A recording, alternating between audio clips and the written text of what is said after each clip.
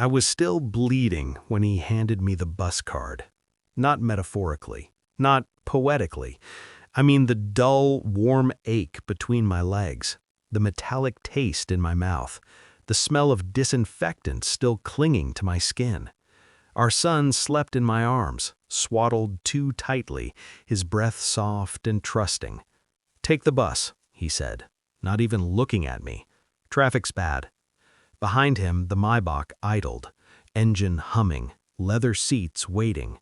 I watched him adjust his cufflinks. Gold. New. A gift from his mother, I later learned, earned by finally marrying a woman who knew her place. I nodded, calm, obedient. That was my role. That was the mistake they all made. The bus doors hissed open. Cold air rushed in. I stepped aboard, holding my newborn and my silence. Through the glass, I saw him smile as his phone buzzed. A family group chat, no doubt. HOTPOT reservations, laughter, celebration. I didn't cry. That came later. Quietly. Strategically. We hadn't always been like this.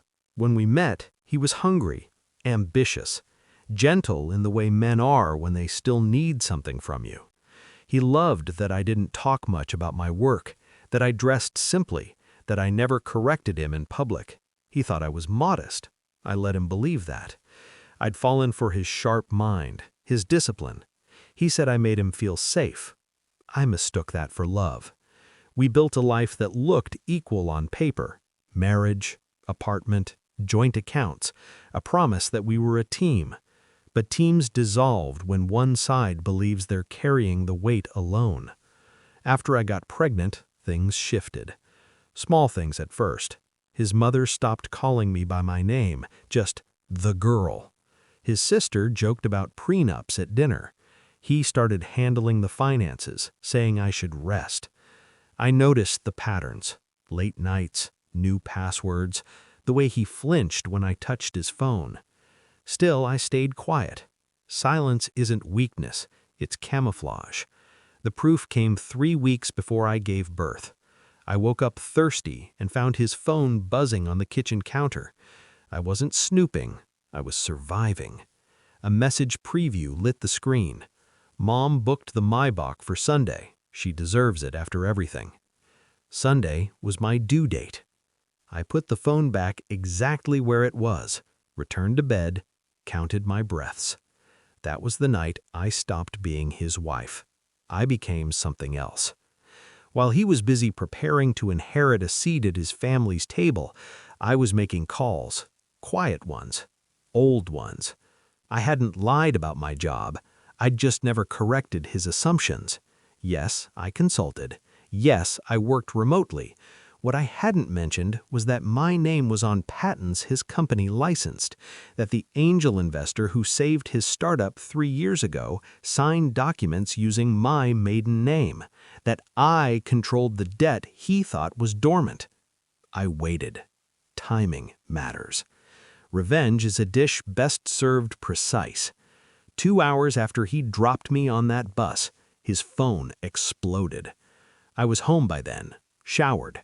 Our son sleeping in a crib he'd never noticed we owned outright.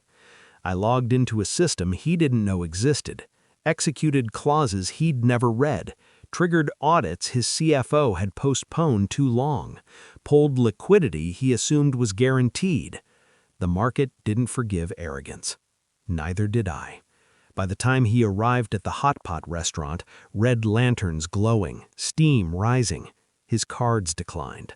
All of them. By the time the waiter stopped smiling, his company's credit line was frozen. By the time his mother demanded answers, his partners were calling lawyers. And by the time he ran home, sweating, frantic, his empire was already ash.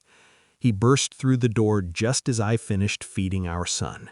"What did you do?" he asked. I looked at him the way you look at a stranger who finally understands the rules of the room. "I came home," I said. His family followed, loud, furious, accusatory. They filled my living room with entitlement and fear. His mother pointed at me. "You think you're clever?" That was when I stood. I told them my full name, slowly, clearly. I watched recognition dawn, color drain, knees weaken. I listed the companies, the holdings, the contracts. I told them who I was before him and who I'd become because of him. No shouting, no drama, just facts. He fell to his knees. Not for me, for the illusion he'd built. I didn't comfort him. I handed him divorce papers, full custody, terms he couldn't contest without exposing fraud that would bury him. He signed. They all left in silence. No MAYBACH, no HOTPOT, just the cold realization that they had mistaken kindness for ignorance. Now when I think back to that bus ride, I don't feel humiliation. I feel clarity. That was the moment I let them win, so I could end it cleanly.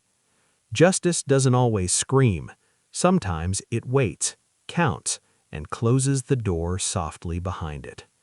My son sleeps peacefully. So do I.